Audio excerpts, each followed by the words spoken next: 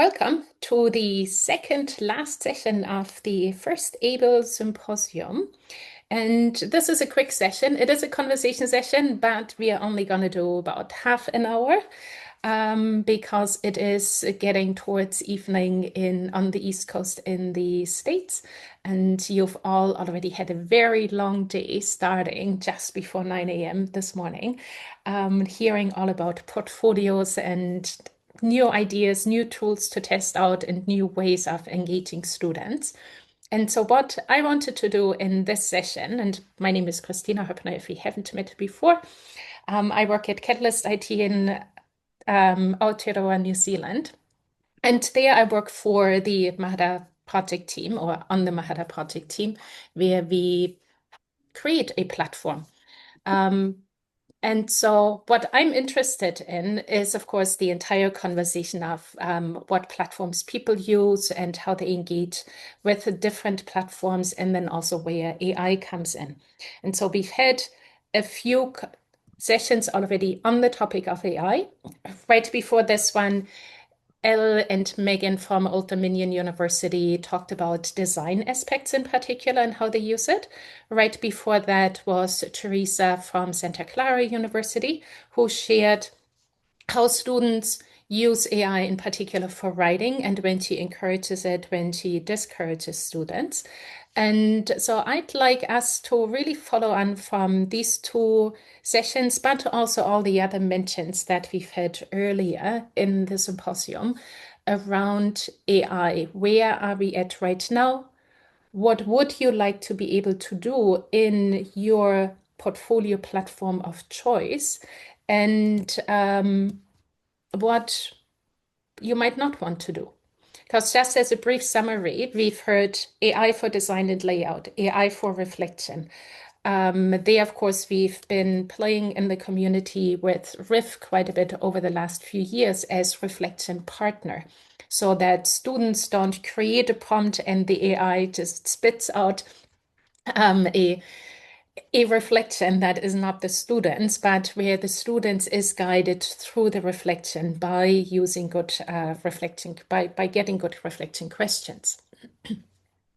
And so we also have some dichotomies of ownership and creativity when students create portfolios on their own versus sameness when they create it with AI.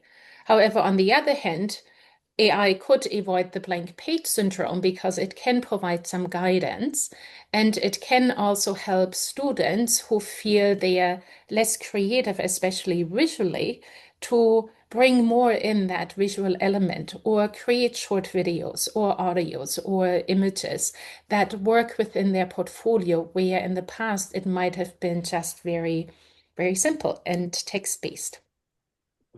And so also looking at, well, editing versus originality. We want students to write their own reflections, whereas when they use a large language model, they look over the response and edit that, and they might think about it, but then how is their thinking also shaped by what is already on the page? How much editing do they do?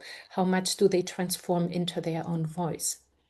And earlier in the chat, there was also the mentioning of learning sometimes does need to be hard, because only then does it actually propel us further, versus us only getting something and then reviewing it. Those are quite different skill sets, and we need students who can think critically, who can have ideas of their own and not just look at what somebody else had said or what an AI had given and then iterate over that.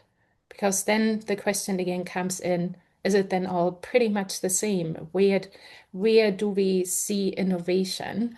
Where can we take that extra step forward? So I don't have any of these answers. I have more questions than answers. And so I'd be very interested in also how you're using AI, what you're currently missing. Do you want to have AI integrated in your portfolio platform? Do you maybe already have that beyond color palette, beyond design decisions, but really helping with the portfolio creation, with the reflective element in particular? Or do you want to use large language models to give students feedback or draft feedback? I think Rebecca from Bucknell might have mentioned something like that, that there can be AI agents that do that. And then also, yeah, do you want everything in one platform? Or are you quite happy copying and pasting and going to your AI tool of choice and then having 2 or 3 extra steps to bring that into the portfolio? It's really questions where your thinking is at, because of course we've now had AI or large language models for, I think it's now about 4 years. And initially, there was quite a bit about prompting and prompt engineering, and everybody said we are becoming prompt engineers. Over the last year, the conversation, as far as I've seen, has shifted quite a bit to AI agents. Now we are all building our agents that talk to another agent who talks to yet another agent. And when creating a website, you're now supposed to create the website for the AI agents to consume rather than for people to read, or you might need to have 2 versions. So the conversation within AI and also AI in education has shifted, I find, quite dramatically and is continuing to shift. And so I'd be very interested to know, even if it's just a brainstorm and your gut feeling, to where you are at, what you're missing in this conversation, what you want to bring into the portfolio conversation to still have our students reflect, or also others.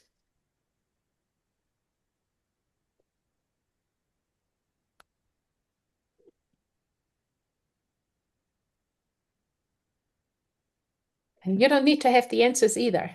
If you just want to ask more questions or give short examples, that's fine. Gail, it looks like Zoom told me that you wanted to talk. Yeah, I do. This is something that, and for those of you that don't know me, but I think no, maybe you don't all know me. Um, I work for PebblePad, a portfolio platform provider, and people have told me for years and years and years, PebblePad has to get with the program. You guys have to use more AI, and we've been resistant to that.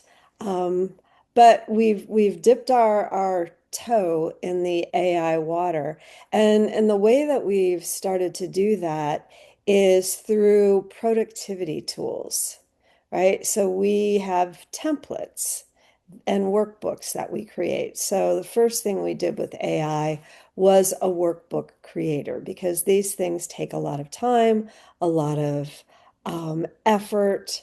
So, and the barrier to entry is sometimes a little bit high. So we created our first foray in, as I said, was a workbook creator.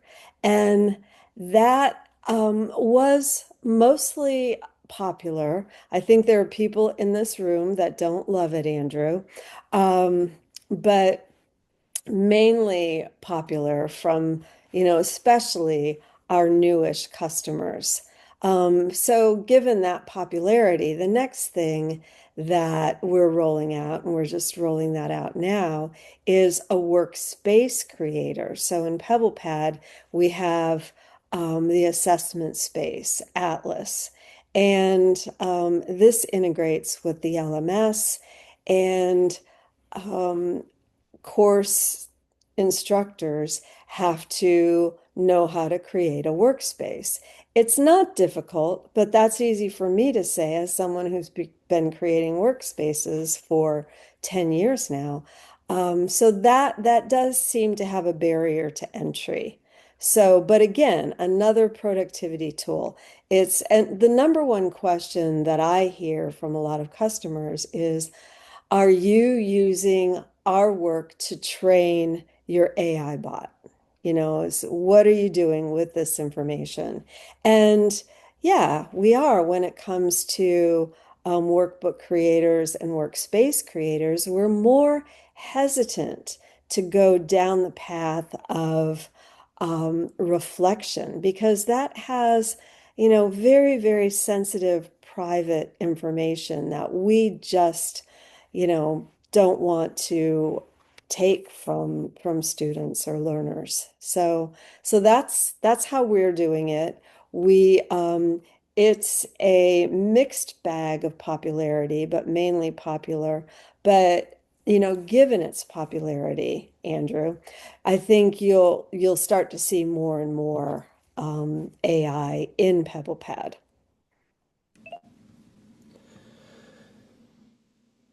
So my objection, the reason why I don't love it is that you know, I am fundamentally concerned about the level of intentionality that people are bringing to things, and questions about offloading decisions and intention. That's the like all of the things that Teresa identified as being harmful uses. I'm seeing that in teaching and learning design too. I have a colleague who came out of her office one day just absolutely thrilled and wanting to talk to everybody and tell everybody about how wonderful it was that she uploaded a whole semester's worth of slide decks and then had Gemini spit out 5 learning outcomes for her course, and those were going to be those were going to be the course outcomes that she put in her syllabus.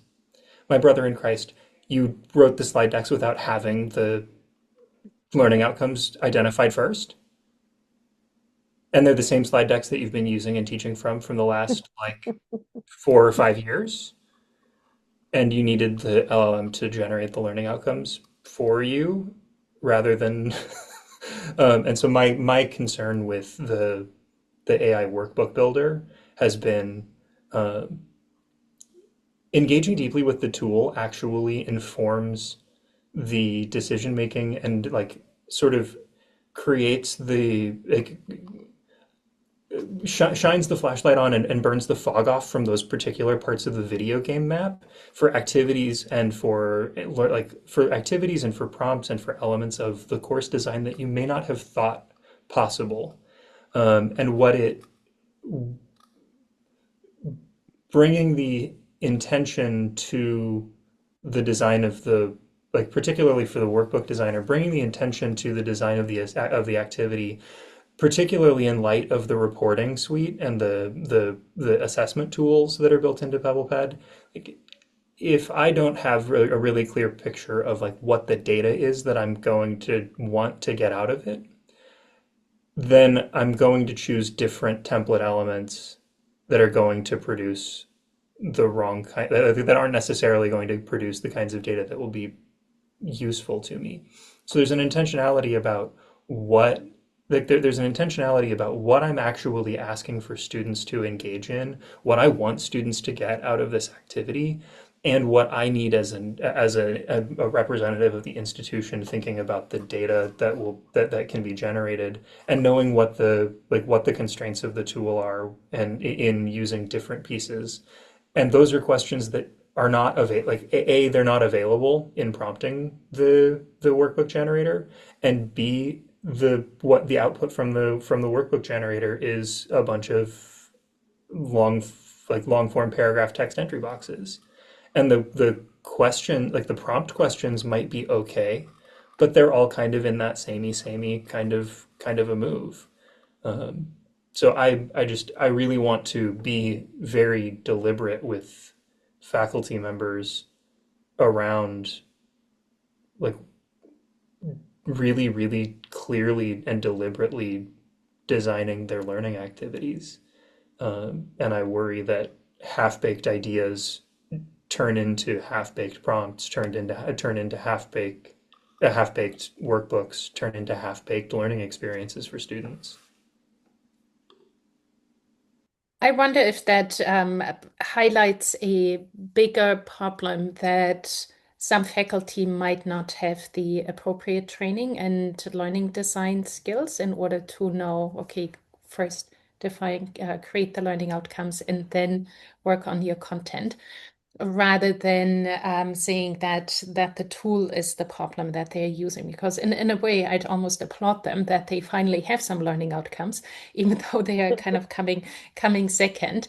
But at least they are getting onto the track, and so that because oftentimes faculty do not have that teaching background and do not necessarily get the training.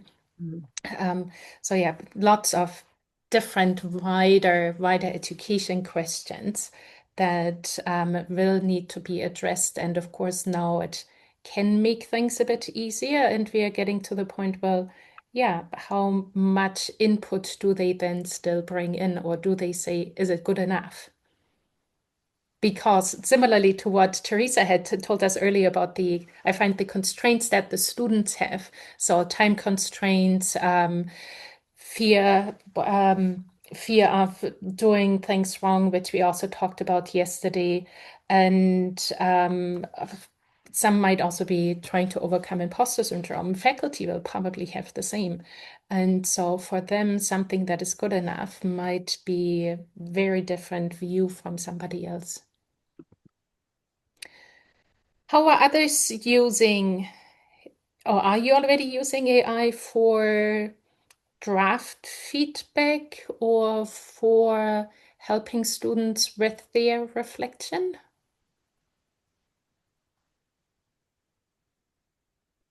Or want to use that?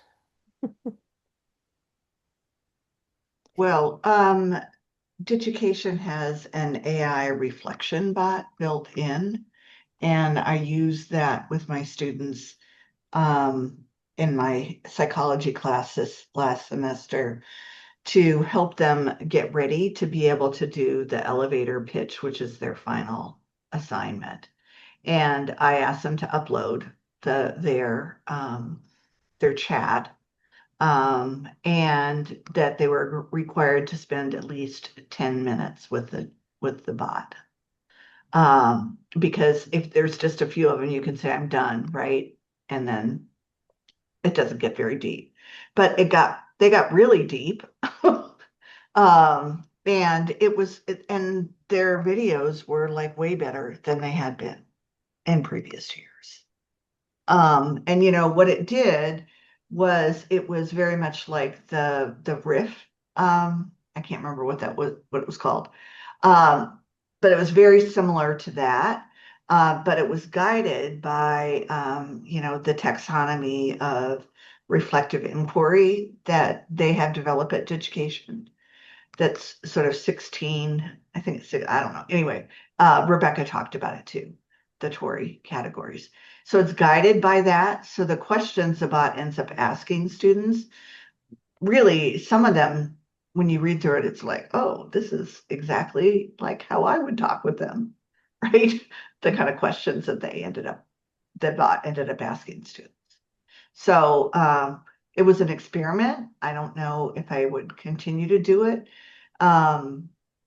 Maybe I would. I don't know. It made me think of all kinds of other ways that I could play with it. Why would you not want to continue with it, Candace?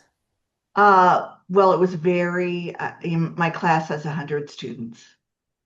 So, it would have been labor intensive for me to it's already labor intensive for me. So I'm not even sure I'd do the videos again. It's really hard. And we had the Canvas crash in the middle of our finals.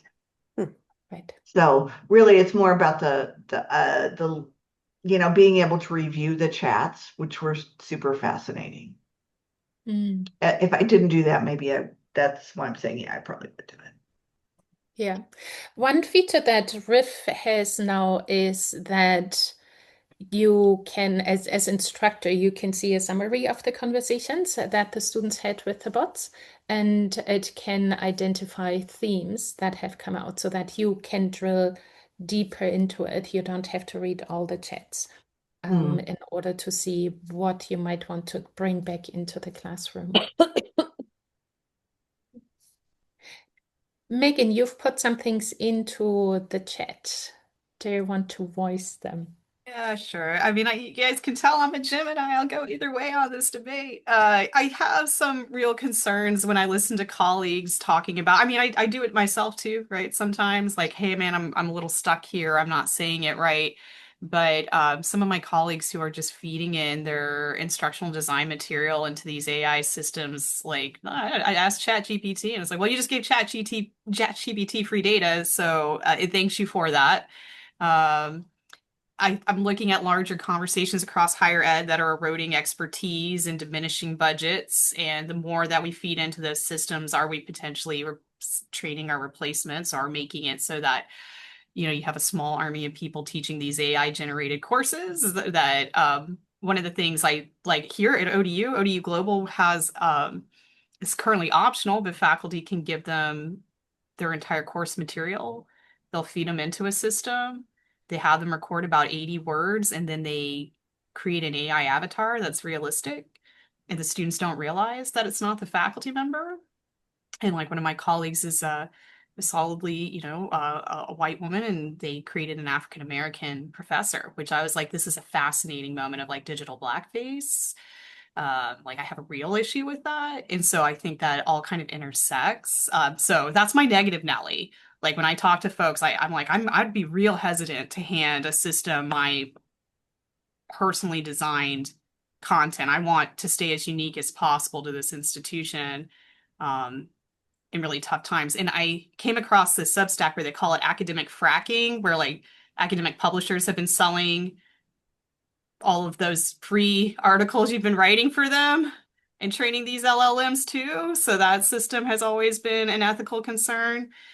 But I did want to share this in the chat. I'm sure some of you have probably seen it from UC Davis, like a little bit of uplift where they use peer and AI review plus reflection, and they call it the pair technique, and they have 5 steps for that are very similar to what we're talking about here. But you know, I figured it's a nice framework and a positive thing to share after being all doom and gloom in the chat. But I think these are things we need to worry about. I don't think they're not important, you know. So when my colleagues who feel a little less comfortable in assignment design, I'm like, I'd rather you sit down with me for an hour than make Google a little more money in the future and make yourself replaceable. So to Andrew's point about human interaction. That though also brings up the question that might work if you have 20, 30, 50 students in a class. But what if you have 100 like Candace? Or what if you have 14,000 like in Pointley in an open online distance learning course at the University of South Africa? Maybe at that point there are some positive things of bringing AI in, maybe not entirely giving the final feedback to students, but maybe creating a draft and making things a bit easier, because of course there are not that many teaching assistants that can be used because everybody's cutting back on the personnel, which I find is the big problem why also a lot of people try to outsource things to tools, because there are not enough people available to do the actual work, due to financial constraints, which of course sometimes are also caused by the purchase of certain tools because they are just very expensive. So it's kind of a bit of a vicious cycle.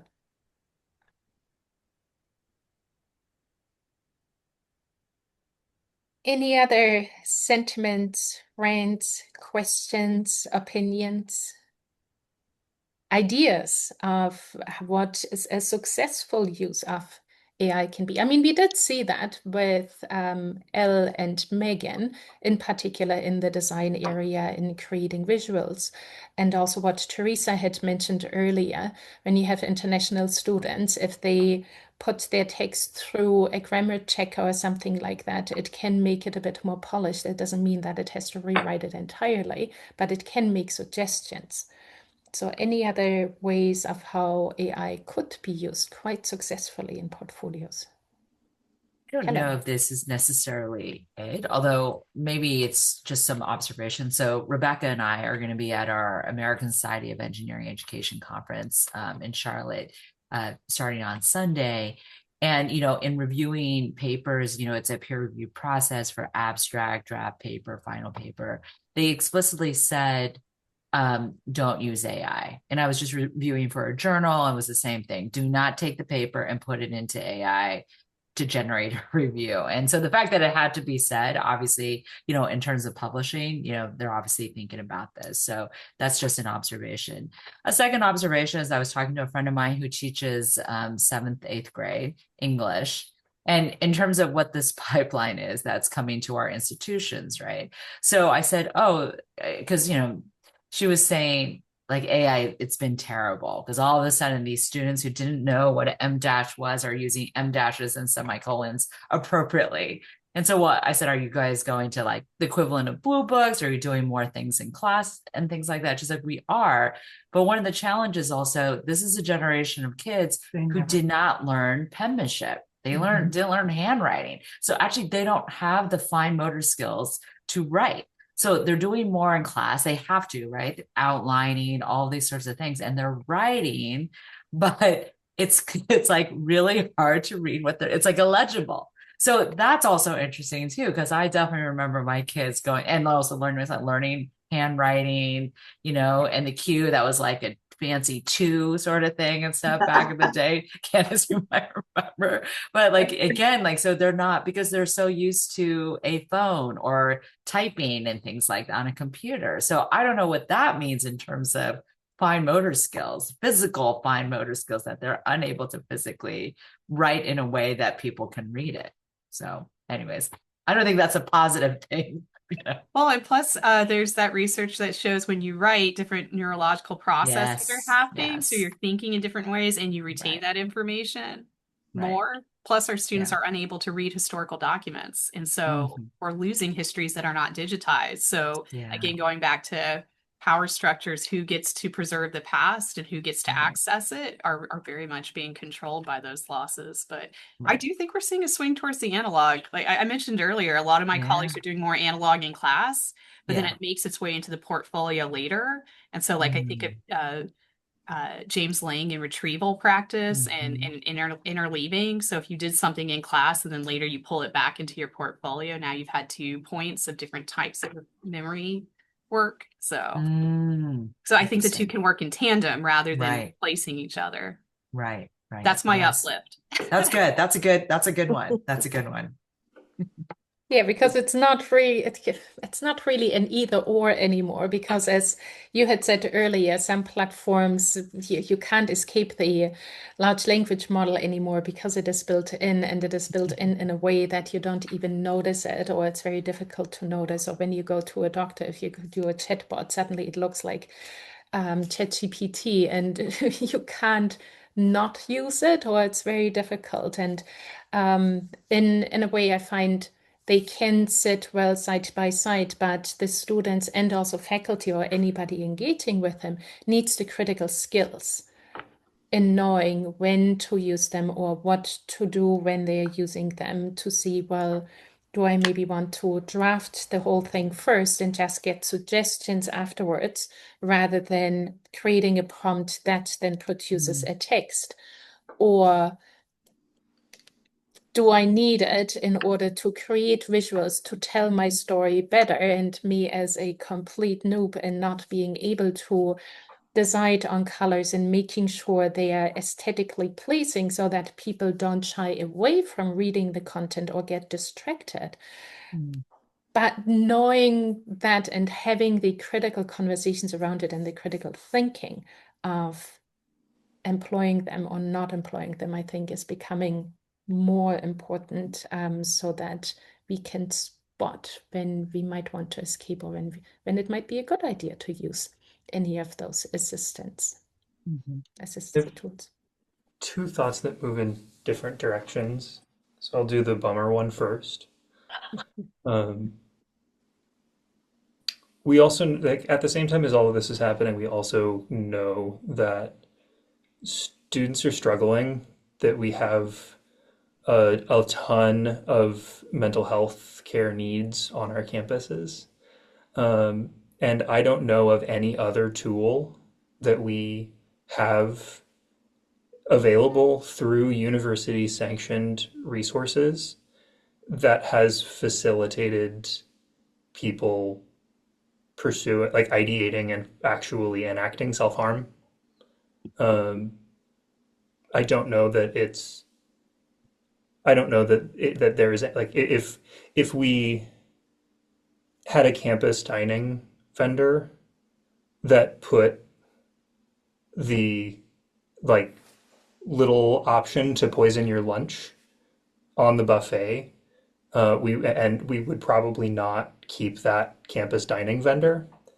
And the fact that the fact that we have access to and not like really aggressively responded as a sector to the ideation and enactment of self-harm through like facilitated by in particular ChatGPT, but by the chat bot interface, um, is just a very different response than we have had to other than we would have to other ways that that might happen on our campuses. Um, the less bummer thought that I have is that in a lot of ways, it seems like this is all still very primary research. Like this is pure research that companies are struggling and thrashing about to find applied uses for. And I think a lot of the struggle that we're having right now is really centered around the ways that companies are trying to apply the pure research that's still ongoing, and that as the research on LLMs, as the pure research on LLMs matures, I think that the AI as the product or AI as the tool will probably recede a little bit, and AI as a component of something that works less as the like primary interface will probably like that. That just feels like it's the direction that things are moving, where it's baked in on the inside of something rather than being the primary, like the primary tool or the primary interface that you're interacting with. And I think that some of those changes as things develop on the scale of decades might resolve some of these concerns for me.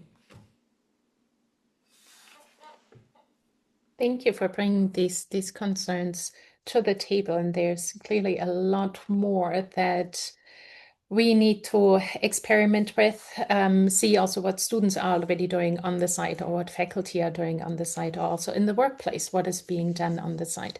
Because we've learned, for example, that nurses wrote their or had their reflections written by chatbots. And if you write a very short paragraph for self-reflection, then it's sometimes not distinguishable whether that was an actual nurse or whether that was written by AI. So there's also, of course, lots of work that regulators need to do and need to look into, well, how do we deal with that? Because we as consumers still want to be ensured that the professions with whom we engage are professional and do know what they know, and not just through a prompt, but can actually do all the things properly and know how they can help, especially in healthcare or also in teaching or building, construction work, and so on. So lots more. But we've already now come to the end of this very short session. I kind of really just wanted to take it as a bit of a pulse taking and see what is on people's minds. So it's great to hear that in Pepperpot there have been experiments already around the workbook, that there's like with all the things technical, of course, positive and negative opinions, and the negative or the things then help to improve things and make it better and more workable for a larger audience. And then also what Candice had shared about the education tool, engaging students there in reflection, and also what Leticia Pretos Cavagnaro does with Riffbot, still experimenting and exploring, especially in the reflection area rather than the wider portfolio area, but then also seeing what is being done with separate tools or with platform provided design tools that Elle and Megan had mentioned. So thank you very much for indulging me in this very brief conversation.